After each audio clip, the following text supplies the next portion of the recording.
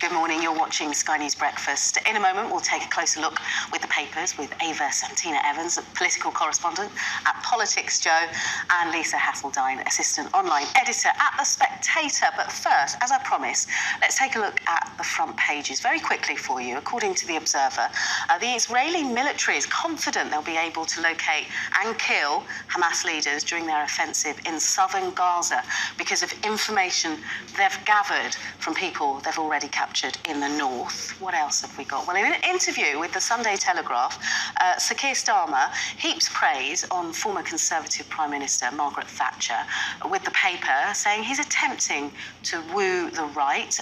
The Sunday Times has news the government is planning to spend extra cash to secure the Rwanda migration deal. The Sunday People speaks to the father of murdered Ellie Edwards, who expresses his horror that children as young as 9 are being drawn into a world of gun crime. And after a difficult week for the House of Windsor, the Mirror, their headline, Royals Unite on Race Row, also covering royal matters. The Sunday Express has this headline, Charles, I'll never give up on Harry. While the Mail also leads with the royals reporting that Harry and Meghan were snubbed from the Duke of Westminster's wedding, and the Star describes the prospects of temperatures of -12 Celsius lasting until Christmas, I can't believe it, as the polar excess. Well, with us to join us to go through all the papers, we have Ava and Lisa, as we said. So shall we start, Ava, with The Observer?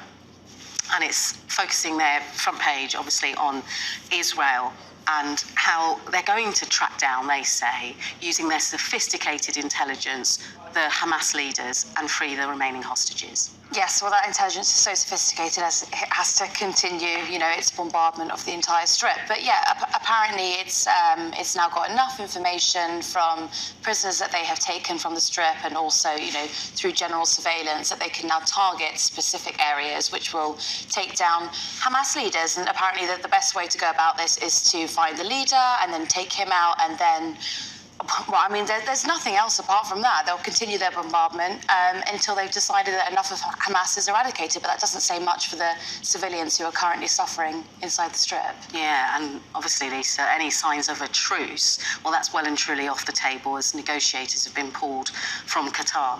Yeah, absolutely. It was really interesting to see how long that truce is even able to sort of carry on for while that exchange of hostages was going on. Obviously, that broke down on Friday, and we're now just in a position where we're just, I guess, going to have to wait and see what happens next. And all the while, aid trucks finally reaching into Gaza, much needed, but not enough. No, definitely not enough. At the moment in southern Gaza, there's 4 out of 5 people have fled their homes, and they're either in hospital corridors or they're in sort of UN outlets, or whatever UN outlets are still remaining. At one point, there were 200 trucks going in every single day. There's an absolute fraction of that now. Maybe 20% of those are going in. It's absolutely not enough. And you've now got a strip that is 100% aid dependent. So more focus perhaps on the Rafah crossing would be necessary at the moment. And civilian life too is going to be a big issue moving forward. Let's move on, a slight gear change now, because we'll talk about the weather.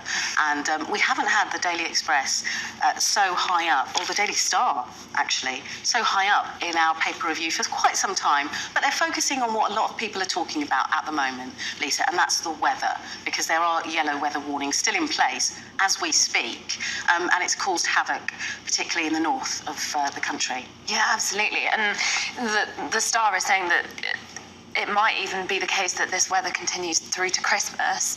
So we'll have to see, on the one hand, how lovely would it be to have a white Christmas, but this does come with significant infrastructure problems, and also we are in a cost of living crisis. So it is already extortionate to heat homes. There are plenty of people who will be forced into choosing between heating and eating, and that's going to be a really you know, that's only a problem that's going to get worse if this cold weather persists. You know, and hearing stories, Ava, of pensioners heading to libraries so they don't have to heat their homes.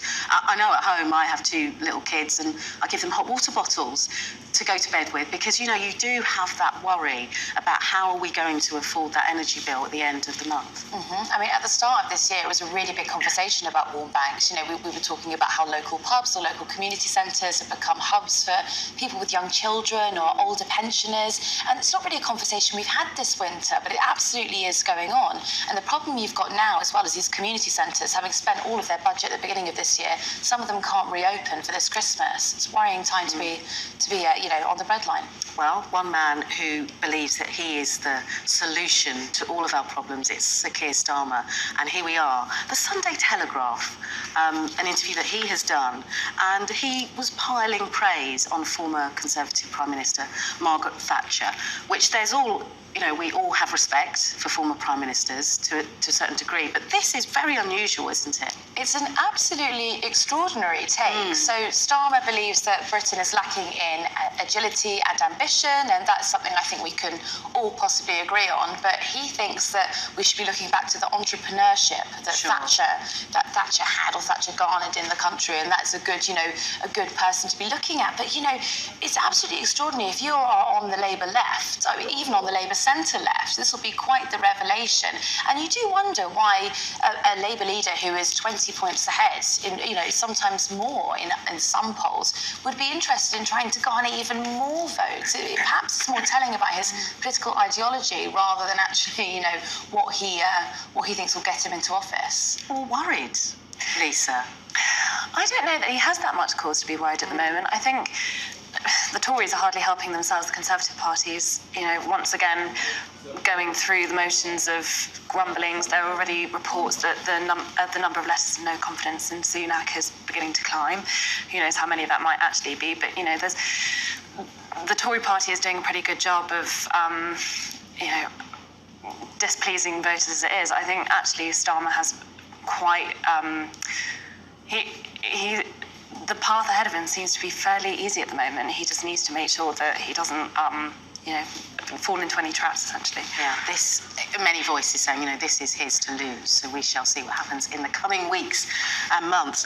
Look, a lot of the papers are covering the mess, the fallout from the Royals, and you pick up a couple of the red tops. I think we'll start with the Mirror, because they have the headline. Gosh, we're not organised today. Ava, you have it. What's the headline there? It's the Royals unite on the race route. Yes. So obviously this is Omid Scobie and the allegation that was made in a publication that came out in the Netherlands. And apparently King Charles is right behind, you know, Kate and Will, and they're all coming together. The only outsiders seem to be Harry and Meghan in all of this. Yeah, I mean, you know, we felt like we had heard it all with the Netflix series, with the book, but obviously with Endgame, that kind of was a can of worms in a way that perhaps even Harry and Meghan didn't plan for. Yeah, totally, because I think a couple of weeks ago we were hearing stories that, you know, sources close to them, to the couple, were saying that they'd be very open to the idea of spending some time with... There was that FaceTime call that we heard about between Harry and the King, currently. Yeah. I don't think they're going to be spending Christmas together now, that's for sure. Absolutely not. But, you know, the Express... you don't expect this from Express, I suppose, but there is a glimmer of hope that they're putting forward, that I'll never give up on Harry. What do you think that means then? Well, it's probably a familial relationship, isn't it? You know, it is his dad after all. And also, I had to check that. My royal knowledge is not excellent. I was thinking, God, he is still his dad, isn't he? Yes. You know, we're coming up to Christmas, and it'll be interesting to see whether the couple come over here and share in the festivities with them. But, you know, I mean, at the end of the day, it's a family. It's just really, it's actually quite sad to read. Yeah, and it's at this time of year when family fallouts are at the height. You know, whatever you feel about the monarchy, at the heart of who they are humans. They're people, and they're dealing with this huge fallout. The Daily Mail, Sunday Mail, saying Harry is now excluded from the Duke of Westminster's wedding. Now, this the ultimate snub, do you think? I think to a degree possibly, excuse me, because Duke of Westminster, he's been friends with both brothers for years. He's godfather to one of each of their children. So, I mean, I can totally understand there's plenty of politics around weddings anyway, but particularly when you have such high-profile guests, I kind of can't blame him necessarily for having to be brutal about that decision, but it doesn't make it any less awkward, and it probably won't help matters either. No, and you think at this time of year, Ava, when families are getting together, tensions boil over, but this would be the ultimate gathering. Do you think there'll be a time when we'll ever see Harry and Meghan back in the fold? I mean, I'd like to see them back in the fold. I'm a really big, gosh, I hate to say it, I'm a big fan of Meghan Markle, but, I think that, it's just very sad to see that sort of breakup. I'm fascinated by this wedding, though, with the Duke of Westminster that they've been snubbed from. I mean, apparently he's one of the richest men in Britain. I mean, that's not an invite you'd want to give up lightly, is it? Absolutely. Patch it over, get back over here. Anyway, we'll leave it there for now. Ladies, thank you so much for the company, and we'll chat to you in the second hour with some stories from inside the papers. Thank you so much.